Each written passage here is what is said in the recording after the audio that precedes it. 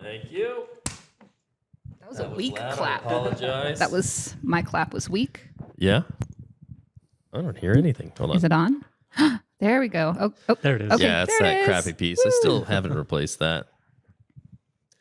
But yeah, Emily, you're already going out. So Oh, hey. I mean, out of the frame. So just keep an eye on yourself. It's a bit much, a bit of an overcorrection. Just doing that from the fringes. See, because I'm actively trying not to canary, not to parakeet and look at myself while I'm talking. So it's hard to like keep track of it. Yeah. Do you do that a lot? Let's say I don't notice that. I didn't. I thought I was doing a good job until I like watched prior episodes, and I was like, I'm just constantly like, hey. It's like I'm checking myself out. Jimming to the camera. I'm very self-conscious now. I'm like, hey there. Maybe that's what it is. Maybe I should just be a little bit more deliberate about it and just rather than just like stealing glances, just speak directly to our viewing audience. How are you? Like How's your day? FDR and his fireside chats. I was going to say Walter Cronkite. Oh yeah, that too. Yeah. I'm Jim from The Office. Like that's my reference. Can you believe this shit? Well, it's kind of like what we're talking about today with the word. I don't know if I sent you the word. You did. Oh, good. Which the word was whoa. But yeah, FDR, does anyone know that? Like, I don't. FDR had these fireside chats. So World War II was going on, and every week he'd be like just sitting there addressing the nation, probably on radio because they didn't have TV yet. It's like, hey, I'm FDR. There's a lot of whoa in the world. Whoa. Whoa. But don't worry about it. We'll get this Hitler guy.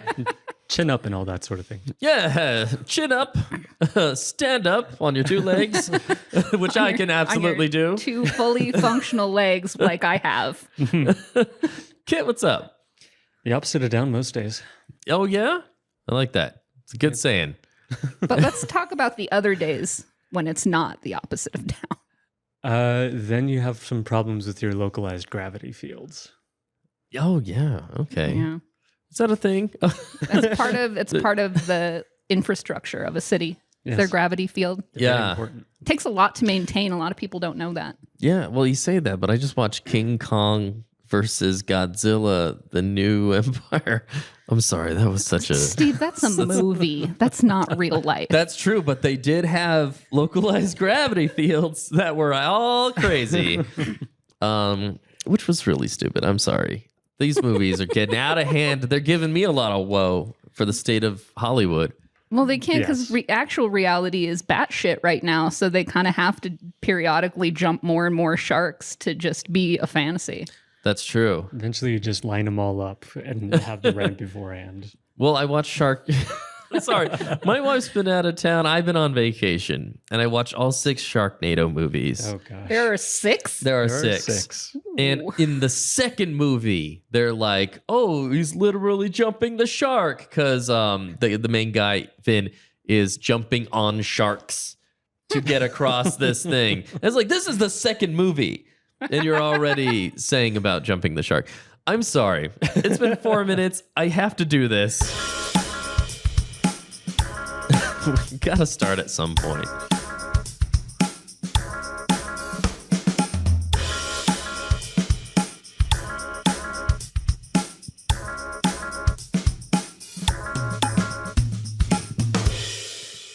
Cool. Hey, Now it's official. Now it's official. Absolutely. now I'm on the record.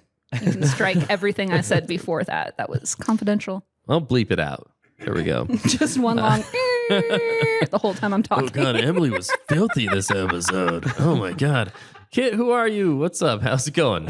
I know who you are, but going all right. they might not. Those listeners. Yeah, my name's Kit. I'm kind of a jack of all trades, really.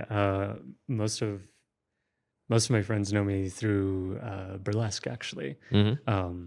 That is where a lot of my friend circles are. But I also I do tutoring at CNM, and I also do I do art commissions. I do tarot readings. I do all sorts of stuff. I'm just Well, that's right. a little of everything. our commissions because you did our logo characters. That's right, I did. Those cute caricature kind of things we got going on. Yeah.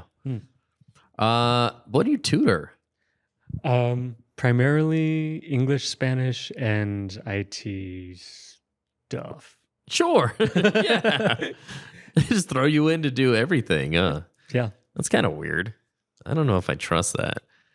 Like, this is kid are English, Spanish, and every now and then they do IT. Yeah, okay. I mean, that's all under the banner of language, right? I guess. Kinda. It's different languages. Binary for IT. Yeah. C++, C++. JavaScript. Well, that's right. I think you should aim higher. Go for an A++. All right? It's kind of middling IT. Yeah. Cool. Well, our word is whoa. Whoa. Considering the state of the world these days, I'm sure this episode's going to be hilarious. Yeah, I did very little research because I'm very confident in my ability to talk about sadness for an hour. Good. Was that good? I don't know if that's good. It's good. If you're talking to someone about it, it's probably good. Well, this is my wheelhouse because I'm not talking about my sadness. I'm talking about sadness in general. I'm very, very good at talking about emotions in the abstract. Oh, good. Like, expert in sad. Like Inside Out. Is there a sadness? There's a sadness demon in Inside Out. I assume they're all demons. I've never seen. You know what? That's an interesting take. That literally makes me want to watch the movie again and just think of them all as demons. The little girl's possessed by emotion demons. Yeah, that's kind of fun. But yeah, there is. The sadness demon is kind of the main character.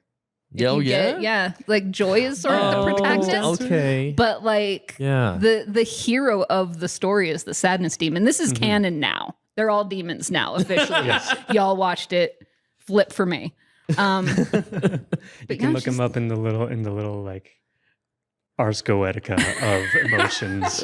That's called the DSM-5.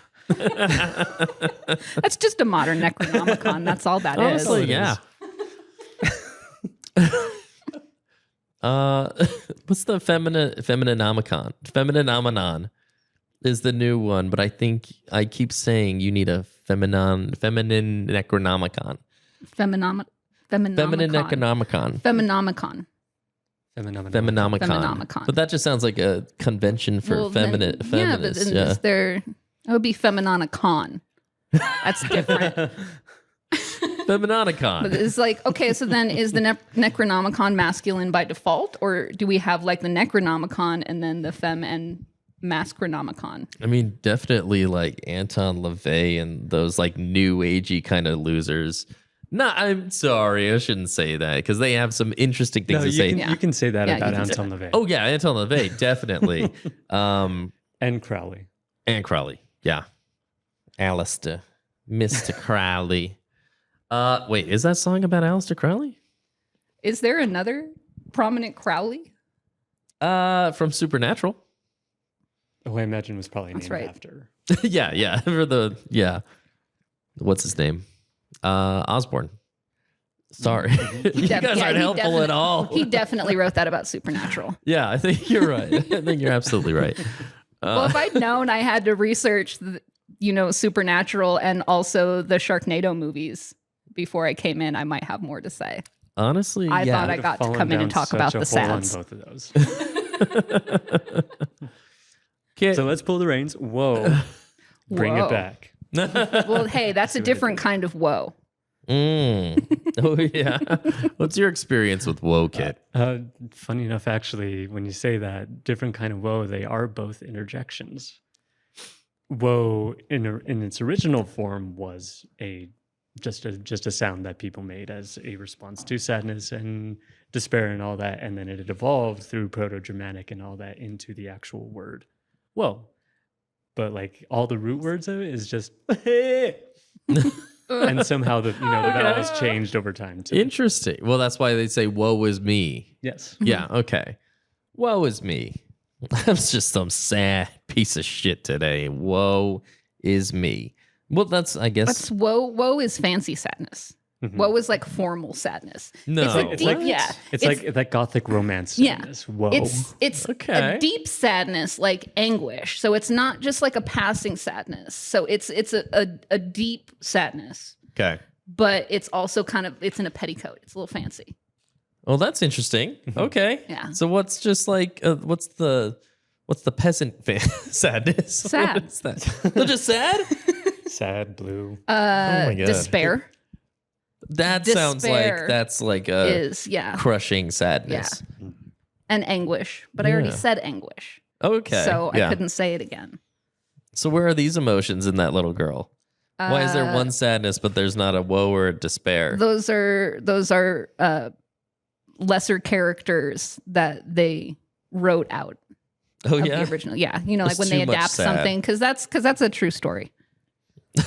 Inside Out is a true Yeah. story? Yeah, it's based on a true story. I suppose. See, I like to imagine it as like if you have the sadness demon and woe is like if that demon went Super Saiyan Yeah. and just like took up a whole bunch more room in their head. Woe is the sadness that the sadness demon feels. There you go. Yeah. That's what I always like Meta found, because I love that movie. I think Pixar like does a really good job of creating an environment of emotional intelligence in their work. Like, I'm a Pixar fan, but I always thought that was so like as much as I like that movie, you know, the emotions have emotions. Like, to make them characters, you had to make that. And so I always get like really deep in that. Like, so like stuff makes sadness happy. Like they're like the sadness Seeing demon babies fall down. smiles. Yeah. Yeah, and then it's discussed like it's never I think that in the end of, I haven't seen the second one, but I think in the end of the first one she's talking about like, oh, I liked those vampire romance novels. So it's like she's into like dark stuff, but not necessarily like mean stuff. I think anger would be the one that would be happy by people getting hurt. Yes, absolutely. Which one's the one that just has very problematic views? Like, what makes them happy? Like, I don't even know. Just watching Disgust, execution probably. videos. Oh, well, yeah. Disgust, maybe. Shouldn't we be Disgust is definitely expecting the, disgust to do that? I feel like disgust would definitely be the one that's like prompting you, hey, go wander around on 4chan. Go Sure. go watch the shit that they post. Ugh, you don't need a VPN. Just get in there and search stuff. Neck that's- deep. That's like a pull to witness things that disgust you, Yeah. Huh. but there's like a satisfaction there. Yeah, because that's just like a natural human occurrence. Like, things that disgust us, we do want to watch. Or most people do. There's probably some people that don't. But I don't know. Or that make us angry Or that make us angry make or us sad. reactionary in any sort of way. Yeah. or fearful. Like, there are all sorts of, you know, like we see pretty much. And again, I think that I'm from the 90s. So I think that this is something that is actually being addressed and discussed. But we tend to think of like, these emotions are bad, these emotions are good. Like, happiness is good, and sadness and anger, those are bad. But they're all just sort of part of who we are, first of all. But we all look for ways to recreate those things Sure. without like the actual danger or the loss. Like, Yeah. we all look for, you know, we go to scary movies to feel fear, even though that's supposed to be an indicator of something's wrong and I need to get out of here. So we need those emotions. Yeah. Like, we actually need to experience them, and we need to experience them in safe environments sometimes. And I think that's why, like, you know, some people don't like sad movies because they literally can't handle that experience of sadness. But that's in and of itself not a negative. It's not a bad thing that you need to banish. That's just a part of being human. Sure. It's also a very calming emotion. Like, sadness is calm. What's woe then? If woe's more Paralyzing. intense. Really? You can't get much more calm than paralyzed. Okay. Yeah, that's true. I never saw Stephen Hawking freaking out in any sort of, and even if he did, like his His voice had one he emotion. was calm about it. Yeah. Oh, What would you call the one emotion that Stephen Hawking's voice had? Oh my God. Is it? No, it wouldn't be ennui. No. Who the hell knows? Like, it's. Are you sure? I could put ennui, especially with some of the things that he talks about. Oh yeah. Okay. I remember him. He was talking with some comedian, and guy made a joke on sort of at his expense, but not really. It was like playful.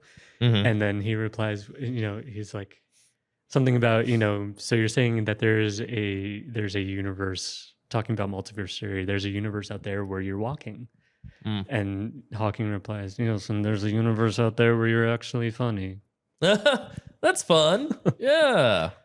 Oh, I could good put for on you, Stephen Hawking. with the just the monotone. Yeah. Well, he did say a lot of funny stuff and a lot of woeful stuff, like, wife, I'm leaving you for my nurse. That was pretty woeful, I'm sure, on her part. I mean, couldn't he? I mean, because that's not even his voice. That's his computer's voice. I'm not going to do the voice. If you really wanted, no, don't. Okay. If you really wanted to, I feel like he could have made a more emotive computer voice. Yeah. Or it could have switched back and forth. It could have. I think he did talk why? about that once. Yeah. There's nothing he needs to convey that he can't just do it with this robot voice. And I think he actually at one point even said, don't change the voice. Like, even though the technology got better and improved and there were more vocal samples, he says, no, leave it alone. Yeah, honestly.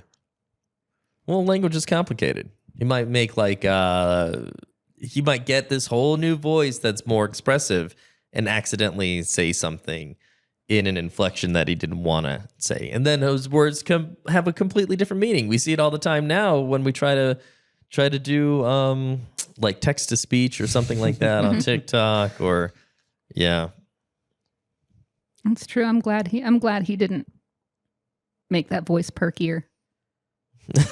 Yeah. That would have been weird. I want to do now just a super clip of interviews with Stephen Hawking, but replace it with the TikTok woman's voice. That's fun. Yeah. And see if we're right. See if it means different things. Or just be canceled immediately. Yeah. I think there is a part of me too that like interprets that tonal neutrality in a voice in an almost hostile way. Oh yeah, really? Which is a me thing, and I know that. Okay. And again, when it's a computer, that's different, but somebody who has absolutely no affect in the way that they're conveying something, especially if they're talking about something that is emotionally charged, I think it reads to me as hostile. Yeah. Yeah. Okay. That makes sense, because then you're falling into like almost like the uncanny valley of emotional interpretation. Like, there is no emotion here. This is not correct. Yeah. Or not to get too alien-y with it, but yeah, there are like stories of people pretending to be, or aliens pretending to be people, where they do have this kind of uncanny like calmness to the voice, or it's just like all monotone, and you feel something's off immediately, even if they're trying to be like as person-y as I am human. Yeah. Well, because if you have to try too hard to be, and this comes from somebody who tries to be human all of the time. So I'm saying this from the experience of, if you have to try too hard to act like a normal person, it backfires. It backfires on me all of the time. I feel you on that one. But I think that's why I think that like when I hear somebody and like the neutrality or the calmness of their voice doesn't necessarily match what they're saying, I think I feel manipulated. And I think and I don't know if I ever actually broke it down, but I'm like, you are doing this specifically to manipulate my reaction to you. And I resent that. And they don't have to actually be doing that. Like, that's, in fact, probably they are not most of the time. But that's how that gets into my head and gets interpreted by my bullshit as like, oh, okay, so you're just being fake right now to manipulate me.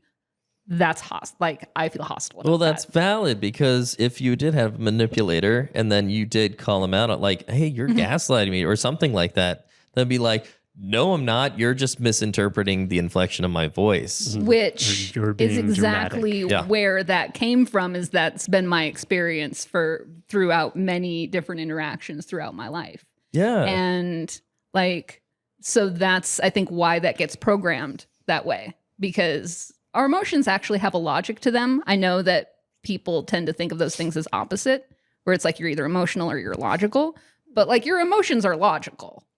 That pisses people off, but they're pissed off about that for a logical reason because it's undercutting something that they believed. Mm-hmm. Yeah, no, their response to stimuli. Yeah. Mm-hmm. And that's your emotions being too logical causes problems. Like that's probably like, oh, I've learned too well from past experiences and now I'm too rigid in future experiences that might be different, or I might be able to make them different. But my super logical emotions aren't going to let me do that because they've wired themselves a certain way. And yeah, or like someone who's wired themselves to understand illogic in emotions, either due to like having like a super weirdly illogical parent who seems to contradict themselves every time they get angry or frustrated or whatever. And then when they have someone who is making logical sense of their own emotions as how they interpret it, then the other person might just completely misread everything because it's just this reaction where it's like, oh my God, what does that mean? What does that mean? What does that mean? And then the other person's like, it means exactly what it means. Like A plus B equals C. Like, I don't know what to tell you. I think of things this way. So it's interesting. Humans are weird. It is. it's it's a stupid gig. It's absolutely nonsense. Yeah. I did not agree to this. I want to meet the person. I want to find that piece of paper that I signed that said this is what I wanted. No, I retract. Actually, Like, I was not informed about what this would entail. Like, I didn't know. You said there'd be a lot of sadness, but you were not clear about how crushing that was going to be. So, yeah. Yeah, Kinda you feel said like- you used the word sad. You should have used whoa, honestly, and then I would have interpreted it correctly. yes. I'm You sorry. son of a bee. You need to be accurate in your depictions, your descriptions of your emotions. Well, I thought the sadness would be fancier because this contract was drafted in the 1600s, and I was told I would be met with a great deal of woe, and this is just the sads with a Z.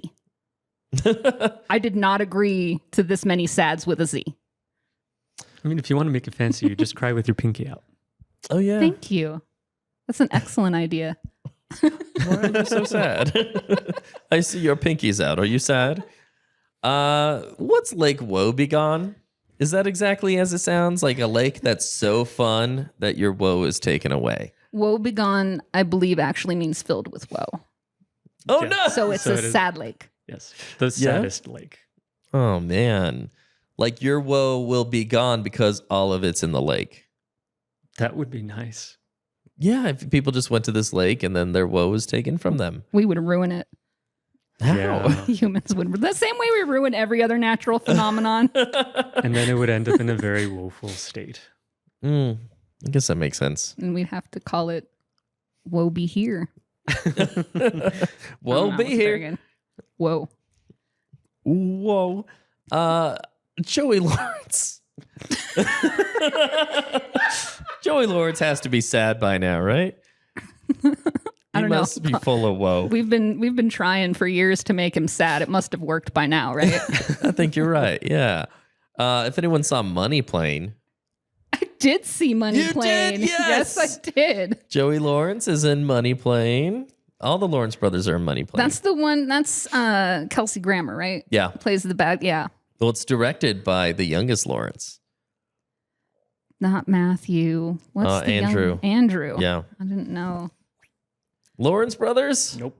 How? Are you like my age? Probably. Yeah. I literally, yeah, Approximately. they were a thing for a minute.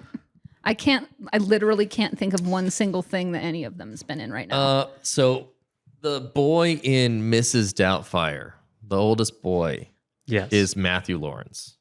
Okay. And then Joey Lawrence had the catchphrase, whoa, in Blossom. Not Blossom? it Blossom? No. Is it Blossom? Is it Clarissa Explains It All? It's one of the. It's Blossom. Yeah, It is okay, it's Blossom. He was the hot guy in Blossom. And he said, whoa, because he was really dumb. Yeah. And then Andrew Lawrence, no one fucking knows who Andrew Lawrence is. He directed Money Plane. Yeah. So that I feel says a lot about him as a person and an artist. Oh, well, Money Plane was fantastic. I have to admit. It was silly and a great deal of fun, and I retained almost nothing of it. Oh, good. And that is a criteria for that kind of movie. Well, I need to not be thinking about it. I'll fill you in for because much I've seen longer. it many a time. Money Plane is a plane that Kelsey Grammer runs. Okay. Andrew Lawrence is like the guy who is like the manager of it. And it's a plane that flies in international waters, airspace. So there are no rules.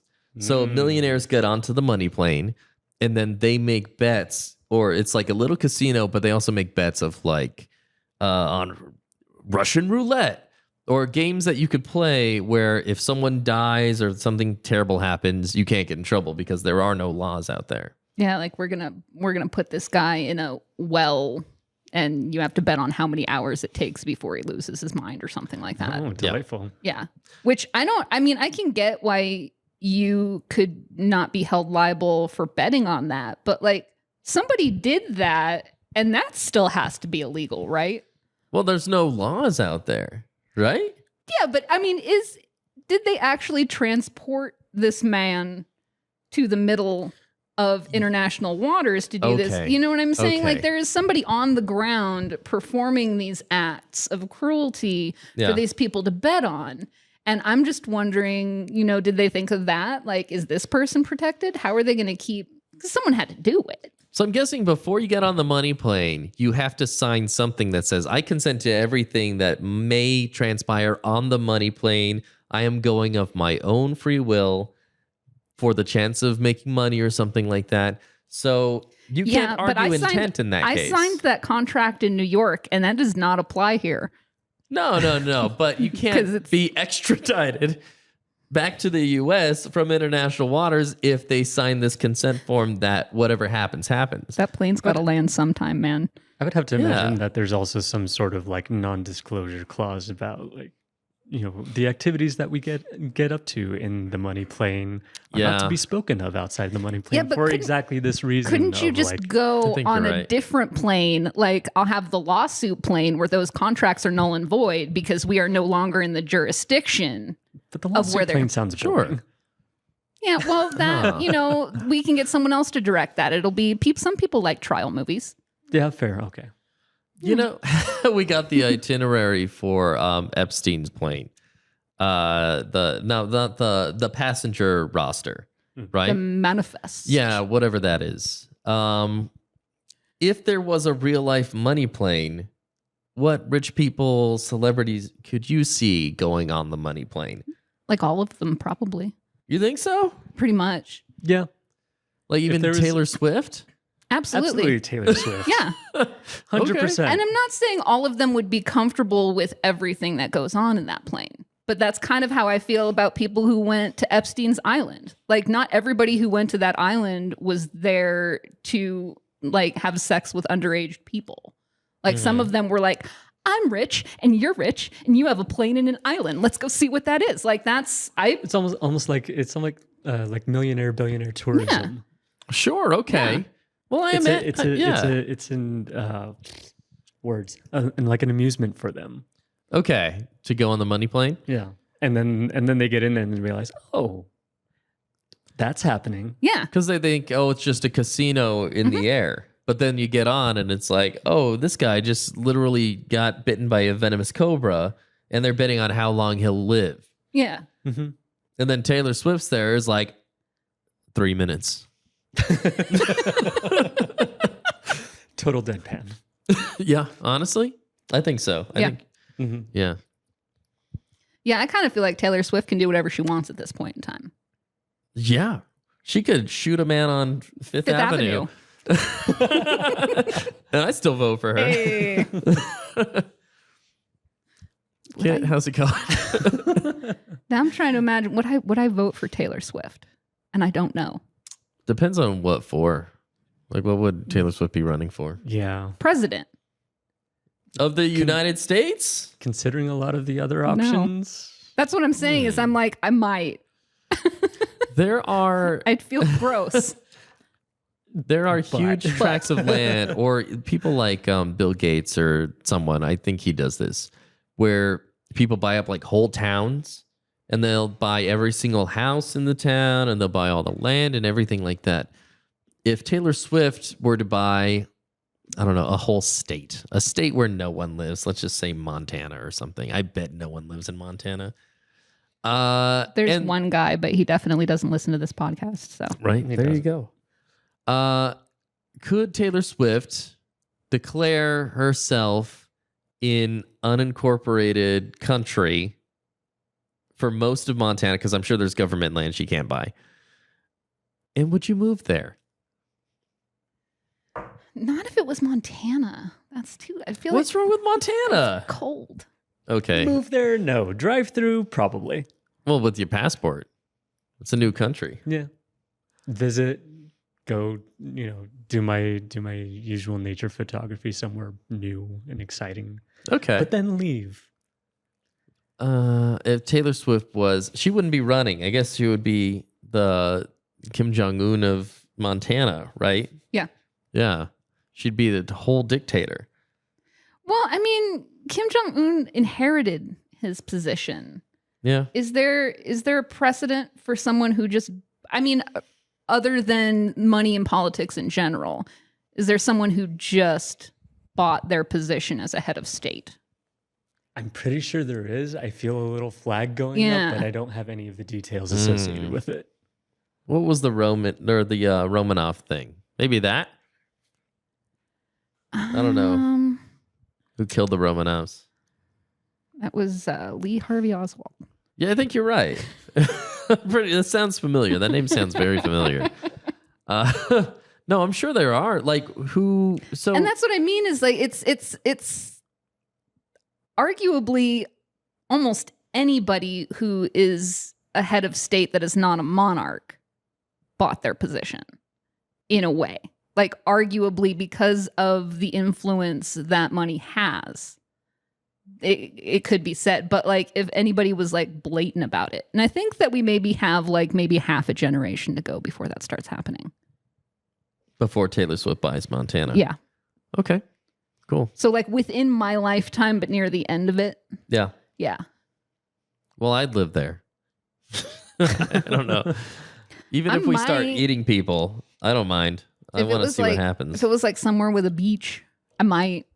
Does Montana have a beach? I think they have lakes. That's you know what? That's close enough. If I get a lake house, I will live. Wobegon Lakes. No, we'll be here. They are.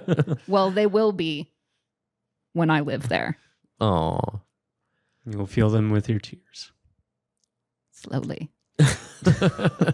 Kill all the freshwater fish. Just because of your salty tears? Yes, because of my salty tears. It's a lot of Got tears. It. Figured it out. Mm-hmm. Maybe that's what happened to the Great Salt Lake. Mm-hmm. Oh, really? Yeah, crying Mormon women. Yeah, I can imagine. Oh my God, has anyone been on Tradwife TikTok lately? No. No? No.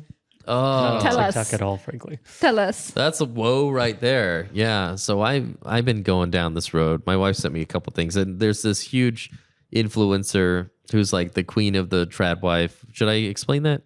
Probably for the listeners, right? A little backstory wouldn't hurt. It's like a traditional wife, is what they say. So they shorten that to Tradwife. And it's literally like wives that are only having babies and raising babies and taking care of the man. So Angie got me on this this influencer that it's very clear, and she's going viral for this on other sides of TikTok because it's very clear that the man's forcing her to do this kind of stuff. And she's like, I had dreams, all this fun stuff. I think she was at Juilliard or something like that. Wow. And she gave all of that up to become a trad wife. And there's like 8 kids now. And they're like raising these kids on a farm or something like that. Well, so is this person open about not wanting to do this? Is this like, what is the vibe of this influencer? Or is it just stuff that comes like she's putting on the facade of like, this is my beautiful life and I love it. But then some of the stuff she says, you can tell that maybe she's not super satisfied with it. Or is it openly, I am a trad wife by force and I hate it. Here's my story.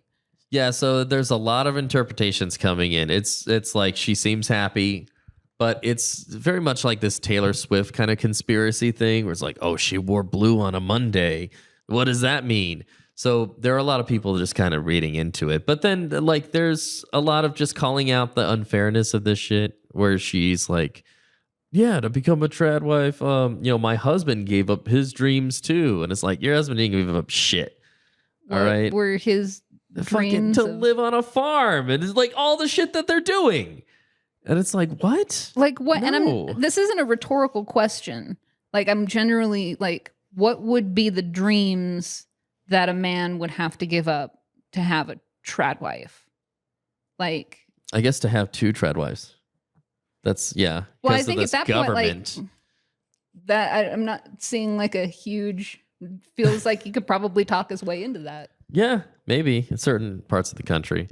But there was a lot of I fell into this hole now where we're seeing a lot of these trad wives because it's just this whole section of TikTok and influencers, and usually Mormon.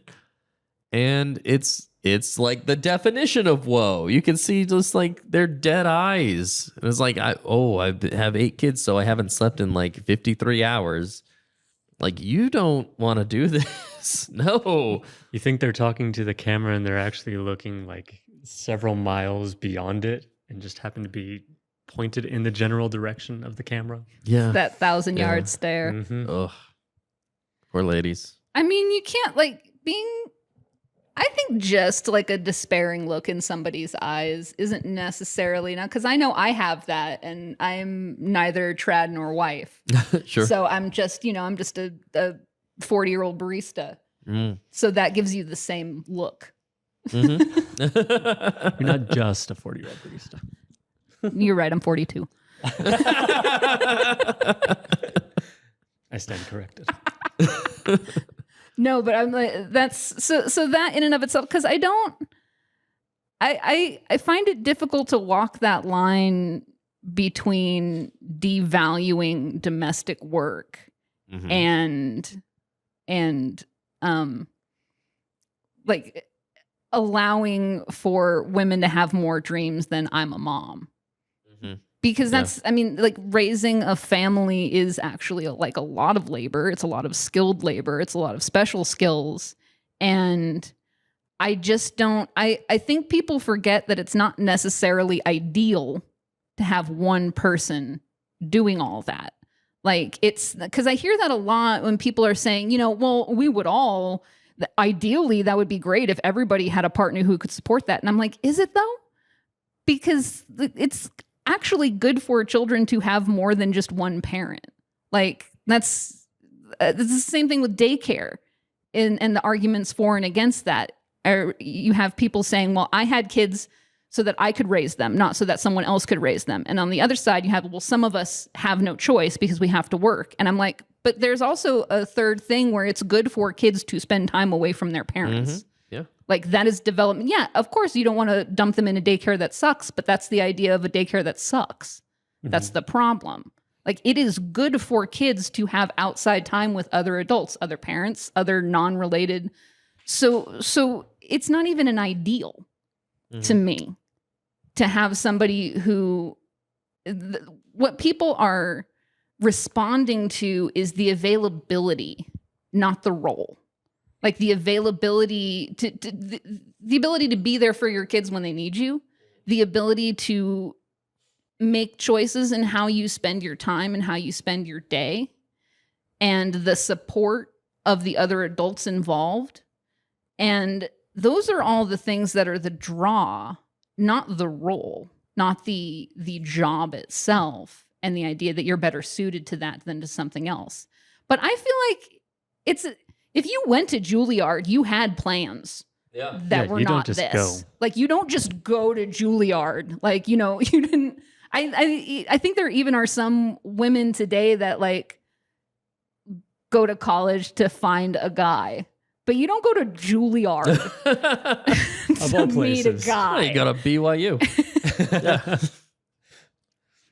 Yeah, and it's like, it's also a good thing to keep in mind too, that this convention, this contrivance of the traditional lifestyle is only like a couple hundred years old. For the vast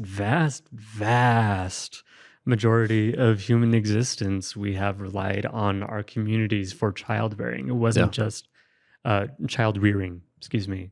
Like, it wasn't just the you know, the biological mother and father. You know, it was all of the adults taking care of all of the kids, and that's still true up until, like I said, only just a couple hundred years ago. That is still a very, very new, not normal for humans thing. Well, a lot of that too is because we think of labor and work in general in a different way. It's like very compartmentalized, and we think of work as what you do to make money, and everything else that goes into being alive, we don't think of it as work, but it's all work. Like, everybody works. People without jobs work. You have to work to, people without homes work. Like, you have to work to find the things to keep you alive and to maintain those things. That's all work. And also, even when we're thinking of like some idyllic time where, you know, men had a job and women raised children, women worked then too. Like, there's never been a time in history where there weren't women working. Like, even the stay-at-home mom 50s thing, that was only some women. Mm-hmm. Like, there were always women who had to have jobs. There were always women who, even married women with husbands, like, there were always women in the workforce. There were always women in war. They always existed. And so that's, not only is it fairly new, it's also false. It's not a real thing. It's an idealized fairy tale that never really existed. And all of those women were on Valium because they were depressed. So they were woeful. Just the WOE industry is really what's served by the tradwife movement. Make America woeful again. Oh. Aww. Mawa. What a great tangent. We can't have good lives because of woke. Yeah, woke. WOEK. Nice. I didn't do much more research on, like, because woe is such a hard thing to talk about. Like, even finding tangents of woe, I was like, what the hell do I even talk about? There were a lot of English writers, but there was like a weird moment where they're American and English writers, not quite Gothic, but a lot of poets too. Just a couple hundred years ago, they were just like so depressed, so sad, girl. Yeah, thanks, I don't even know. Poe. Yeah, Poe. Fucking Poe. Who's the woman who like walked into the sea? Sylvia Plath, I think. No, she was she put her head in the oven. I can't remember. Yeah, poets are sad. Yeah. We are not a cheerful bunch. We can be, but that's if you're looking that hard at existence, like you're gonna get some sads. Like, the woe will come to you. Because it's like really, really hard to be alive and then you die, and that's sad too. Is it? Yeah, I wonder why people just gravitate toward like sad stuff. They love sad stuff. Do you two love anything that's just like overtly sad?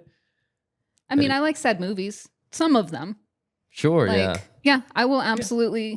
And I think that's kind of what I was talking about earlier, is like, people will watch a movie that makes them deliberately scared.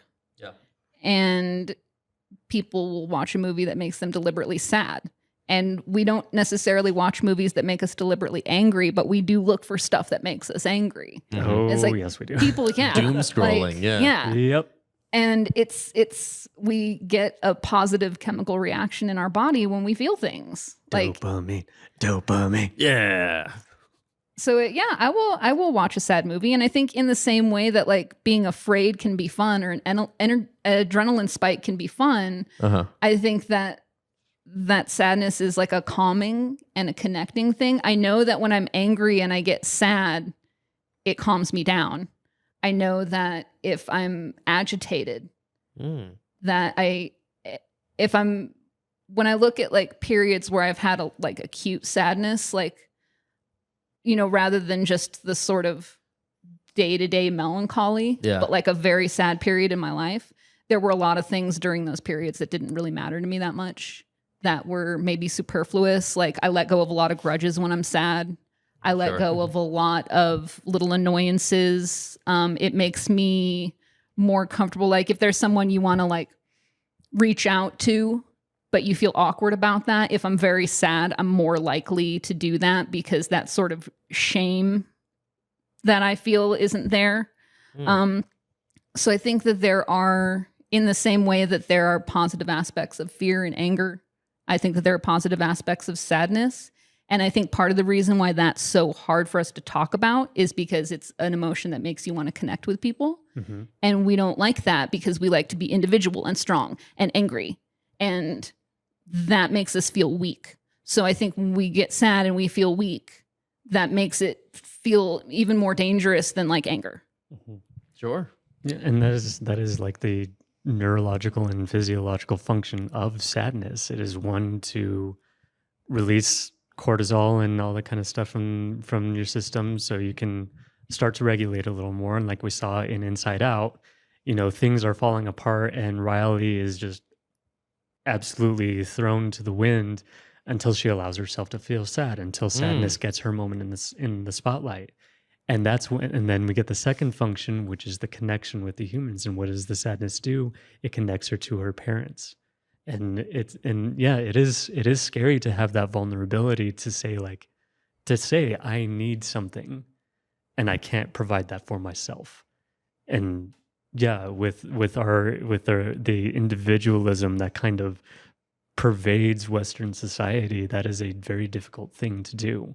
And even from a further step back, to allow yourself to feel sad in the first place, which is why I think a lot of people do seek out like these sad movies, or like I personally will listen to sad music because I find that a more effective, I guess, like medium for me to be able to allow that feeling to surface. Because I think with like a movie or a book or something like that, there's too much narrative. Like even if I relate to whatever the situation is going on, the narrative is still external. Where if I'm just listening to music, usually more on like the instrumental side, but even some with lyrics, because there is not a face, because there are not actions, there's all this other like visual cues, I guess. It is easier to kind of sink into that sensation and allow it to work itself through. Sure. Yeah. So you're just there like, thank you, Jojo Siwa. I needed to feel this. I was so angry, but your sad, melancholic music of guilty pleasure and karma. The number of times after I watched the Barbie movie that I listened to, what was I made for? Oh, sure. I'm sure I'm not the only one that just had that on repeat for like 2-3 weeks solid. Like, I feel this. I haven't actually listened to that since I watched that movie, and I'm like, oh, I'm going to get in the car, I'm going to put that song. It's a good one. It'll drop you into your feels. I think part of it too is like, it's just the validation. And again, this is something that was kind of unheard of when I was growing up. That's talked about more now. But the idea is that when you're sad, a lot of times you don't need to be like pulled out of it. You need a connection there. And so I think that's a lot of times is that people, and people are well-intentioned. That's the thing, is that people who see a sad person and they want to fix it, there's a well-intentioned, it took me a really long time to like break out of that. Because I would be like, okay, this person is sad. They have a problem. I want to be useful. So I'm going to help them fix that problem. Mm-hmm. And it took me a long time and a lot of experiencing that on the other side of that. I just, I'm feeling this way right now. I want to feel like a human being that's still worth knowing, even though I feel this way. And that's so hard to find. Like, that's really so hard to find. Like, I don't like that I'm often perceived as a downer. Like, that's like sort of my monkey on my back, is that I care about my friends and I want to have friends, but I'm often not happy enough to like maintain these relationships. And so then I always got like, oh, I'm here to bring the party down or something like that. So that's how you isolate yourself. Is you're like, well, I'm not in a state where I am acceptable to people who want to be happy. So I'm just going to go over here till I'm happy. And plot twist, that doesn't make you happy. That doesn't help. So I think sometimes that's the function for me of like sadder music a lot of times is it's like, that's like the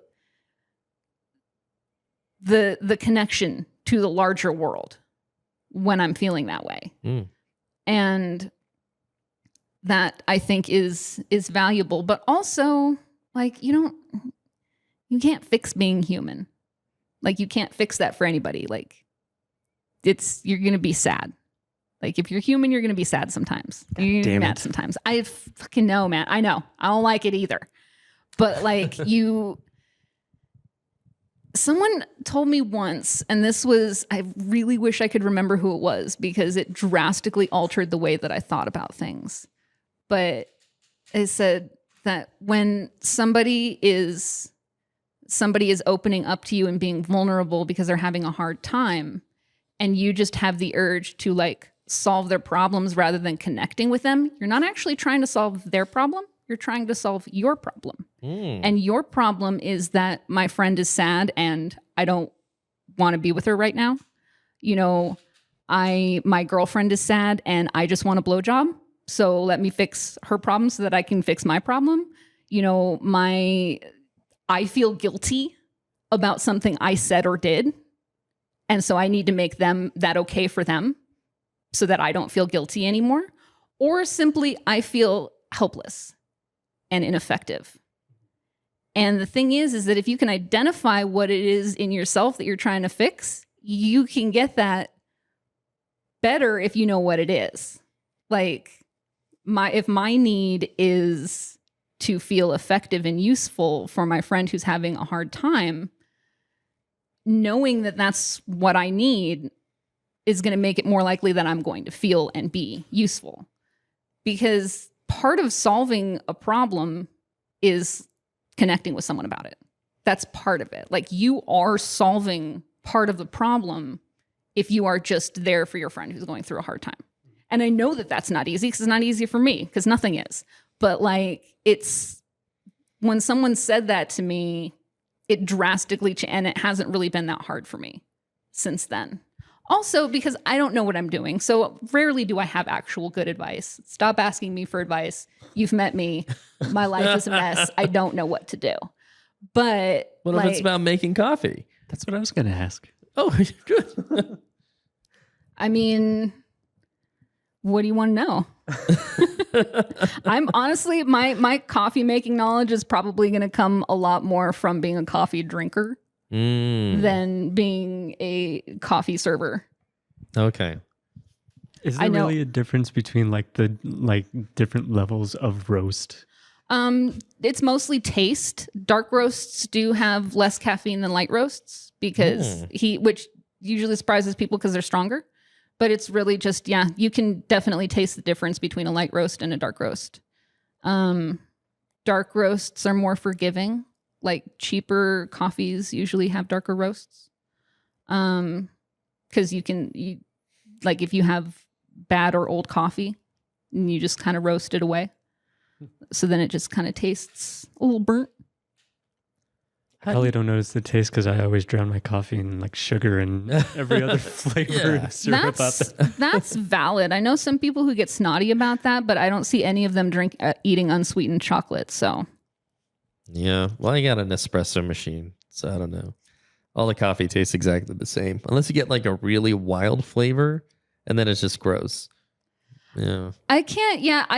I feel like I can't tell the differences between like decent to good coffees, but every once in a while I'll buy a cheap coffee and it's very bad, and that's noticeable. Oh, sure. Just like burnt or something. Where I'm just like, and it's not necessarily expecting it, but just be like, oh, this is bad coffee. How do they make the art in the froth? It's hard. I can't do it. No, it looks difficult. It's one of those things. I haven't really tried that hard, but it's literally one of those things where it's like you just have to do it. Where it's just, you can tell someone what the technique is, but I think you just have to do it a lot of times. I can't, so that's okay. I mean, it's not like a skill that's going to save anyone's life. I mean, you don't know that. I might be able to, draw such a beautiful leaf in a cappuccino that I made, a dictator stand down. And be like, he was just really, I made this. Taylor Swift was going to annex Montana, but you made such a good coffee. Nobody, don't ask for leaves in your cappuccinos because you won't get it. You want your leaf in your latte. That hurts my brain. I'm sorry. Aren't they the same? What are they? Cappuccino. It's long story short, it's the foam ratio. There's a ratio to foam now? Okay. There always was, Steve. I think coffee people are just making this shit up as they go. Like how different can we make things? Did we talk about yo-yos in this episode, or was that last episode? That was last episode. Okay, so we're talking about yo-yos, and there's like 1,000 different tricks, but the variations of these tricks are tiny little bit things. Like, I'm walking the dog, or it's like, no, I'm walking the dog who has 3 legs. It's like, how can you tell the difference between these goddamn tricks? Same thing with coffee. If there's a foam ratio, well, okay, you would know. I think that there are some that are a little more subtle than that. Cappuccino is like mostly foam. Okay. Like if you order, especially if you order a dry cappuccino, and if you order cappuccino and someone asks you if you want it wet or dry, they are not coming on to you. They're asking if you want more foam or more milk. Okay. Okay. But that's a fun thing. Little things that I find myself saying throughout the day where I'm like, that sounded dirty. Is there there's like a dirty martini? Is there like a dirty cappuccino? Well, there's a dirty chai. Yeah. Oh, if you order That's like tea. yeah, chai, or like I'll have people order a dirty London fog, which is I don't like it, but it's not unpopular. Like it's a thing. People order a London fog, which is Earl Grey tea and milk and espresso shots. And why don't they call it a London smog? That's what that was exactly it. Is once I heard that term, that became the term. The first time someone ordered it from me, they called it a Jack the Ripper. Oh, that's and I'm fun. like, okay, but whatever. But once someone called it a London smog, there was no turning back. But yeah, if you order a tea drink dirty, it means that there's espresso in it. If you order a alcoholic drink dirty, it's different. Okay. Just pour a bunch of olive juice in my gin because I hate myself. There's an espresso martini, so is that a dirty martini? That is a dirty martini. That's what it's called? Oh, no. I don't know. No, because it's different, That is, give me the dirtiest possible martini. I want a dirty martini with espresso in it and dirt. I was gonna say that's just a martini, but it's made with the bar mat. It's all the soaked up. Oh, I thought that was jungle juice. No? Is that different? No, that's a bucket of Everclear with fruit in it. Not getting onto TikTok trends so much, but have you seen these? It's got to be a kink thing where it's like we're making jungle juice in a toilet. Oh God, no. Yeah, what was that for? I know what you're talking about, unfortunately. Yeah. Yeah. No. Yep. So there's this whole thing about, and it's all on the down low, like no one ever talks about it out loud, of making weird, gross food, but it's like all hand stuff. So it's like, yeah, we're making hot dog casserole. And instead of like chopping up hot dogs with a little knife, like chef's knife, and putting it gently, they would like take the little wieners and like tear them off and then one by one put them in there. So it's like this like getting my hands like in this dirty little food. It's all unspoken. It's just like there are these people with these weird like food kinks who are trying to get through these TikTok guidelines. You just reminded me of this one video that I saw that is exactly like this, and it makes so much sense now to think about it in a kink context. Yeah. But this woman was making nachos on her kitchen island. Like there was no bowl, there was nothing. She just poured the chips on there, and then she opened like a big can of the nacho cheese, just dumped that on, and she's getting in there, mixing it all with her hands, and like she has her ground beef browning over here, and then once it's finished, sure enough, why would you do that? Yeah. But that makes more sense. Yeah. Okay. Yeah, I get that. And honestly, I'm fine with that. Like Maybe they're stimming. Maybe it's like a sensory thing. Yeah, maybe. Yeah. ASMR or whatever. Well, it's not my thing, but I support it. Yeah. Everyone get on your TikTok after this podcast and check it out. That's like literal food porn. Yeah. Yeah. I'm fine with that. Honestly. Like, I don't see why you would have to like get around any guidelines.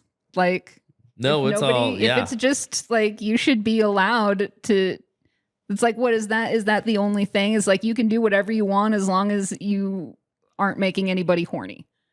But this That's is when it making becomes- people horny. But that's what I'm saying is like, is that the guideline? It's like, you can't, how do you regulate that? Yeah, yardstick. It's like, I why think. is that?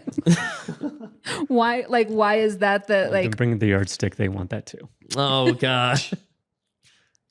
it's like, that's, I don't know. Cause they're like, you can't do anything that's, lewd or sexual.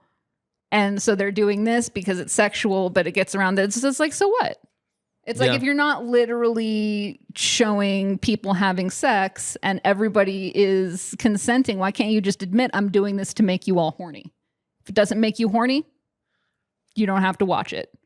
That's a good But question. like once it's explicitly arousing, then it's forbidden. And that's weird. I just picture just some old guy with a rake, like cleaning up leaves, and he just turns to the camera and says, I'm doing this to get you all horny. Just real slow. Yeah. That's Stop! You're making me so horny! Stop! That's not my fault. That is your physiology to take care of, sir. Oh, guidelines, podcast guidelines. We're already running a bit over time. Kate, got anything to plug? No. Socials? Socials? Yes, I am on Instagram as The Art of Combat, separated by periods. Mostly I post photography, pictures that I take around town, some of the drawings that I do. I deactivated my Facebook, but I'm on Facebook too. It's the last stretch of the summer term, and Yeah. talk about WOE. I am filled with it. I hear you. Yeah, that's it. All right, cool. Well, thank you very much for joining us. Thank you for having me. all right. Appreciate it. Woe is not me today. Woo! No, WOE. Hey everyone, thank you so much for listening to Classless Chats. We would very much appreciate it if you would like, follow, and rate our show on whatever podcast app you're listening to. If you would like to stay up to date with the Classless Chaps, feel free to follow us on social media. You can find us on Instagram and TikTok at the Classless Chaps, and there you can find our link tree to our other social media platforms. Now, if you would like to see similar content and to learn more about the Classless Chaps, you can go to our parent company's website at citycollegemedia.com. Thanks again, and we'll see you next week.